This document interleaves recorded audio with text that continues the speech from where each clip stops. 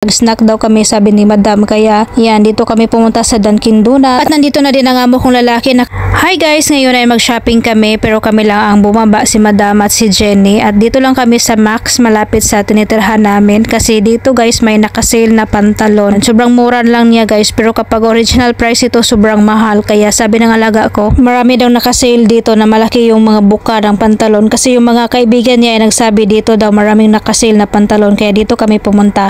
Okay, done shopping.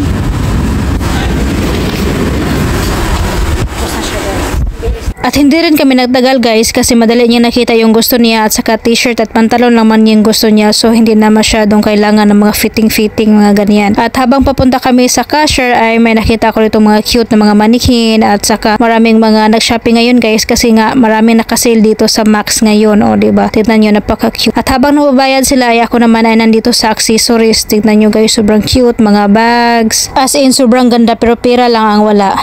At pagkatapos nila magbayad ay lumabas na kami at pumunta na naman kami sa Lulo, at dito ay mag-snack daw kami, sabi ni Madam, kaya yan, dito kami pumunta sa Dunkin Donut. At nandito na din ang amo kong lalaki, nakapark na yung sasakyan, kasi kapag ganitong oras guys, mahirapan ka talaga makakita ng maparkingan dito, kasi ang daming magsa-shopping. Tinanong nga namin si Kuya kung magkano ang isang donut, sabi niya ay half dinar, so nag-order kami ng 4, pero sabi ni Kuya kapag magdagdag daw kami ng 2 ay half dinar lang daw yung babayaran, yung isa libre na. So ayun, padagdag kami ng 2. Pagkatapos namin magbayad ay ayan, inabot na naman ni Jenny sa akin yung sukli, kasi ako daw magbigay sa mama niya. At dito na kami sa loob ng supermarket bumili ng juice, hindi na kami doon sa Dunkin Donut kasi sobrang mahal guys. At habang nandito kami ay nakita ko tong mga sardinas, tingnan nyo guys, Filipino product yan, ang dami, diba lahat, marami dyan mga Filipino product, nandito yan sa loob ng Lulo. At pumunta kami sa kabila kasi nandun yung mga juice na mga malalaki, at saka yung alaga ko gusto niyang bumili ng kape, nandito yon na area ang kape. At saka tingnan nyo guys, yan yung beer dito, yung Barbican. At saka yan, may mga Gatorade dito, o diba, Filipino product yan. May mga Sito, o diba guys, ang dami talaga mga Pinoy product dito. Meron pang Red Bull energy drink. At ito ang sadya ng alaga ko, itong kape. At meron pa dito mga Power Horse katabi.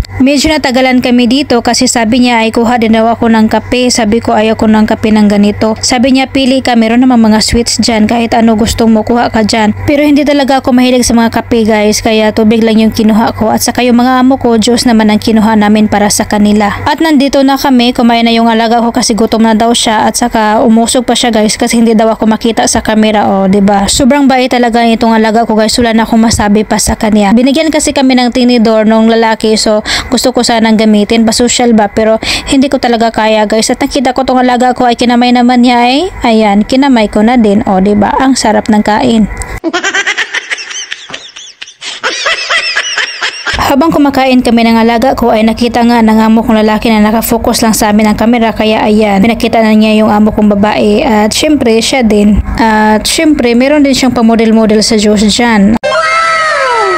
Pagkatapos niya pinakita si Madam at ang kanyang sarili ay binaba na naman niya ang cellphone. At natapos na kami kumain ng alaga ko, at hindi ko nga maubos itong isang piraso ko na donut, at sabi ni sir ay cover ko daw, tapos dalhin ko doon sa counter at ipabalot ko sa bahay ko na daw kainin, kasi wala nang kakain yung alaga ko, sobrang busog na. At saka yung mga amo ko naman na hindi pwede sa kanila yung maraming sweet na kakainin kasi mga sugar patient, kaya ayan, pinabalot ko kay kuya. At minandali nga ng alaga kong ubusin itong kape niya, kasi sabi niya ay pupunta daw kami sa taas, magtingin kami ng damit doon na pang simbak ko pagkatapos ko mabalot itong Dunkin Donut. Nilagay ko lang sa plastic bag kasama mga damit ni Jenny, at pumunta na kami sa taas kasi sabi ng amo kong babae ay magpaiwan daw sila dalawa ng amo kong lalaki kasi hindi na daw niya kaya maglakad. Kami na lang ni Jenny ang maghanap ng damit ko pang simba.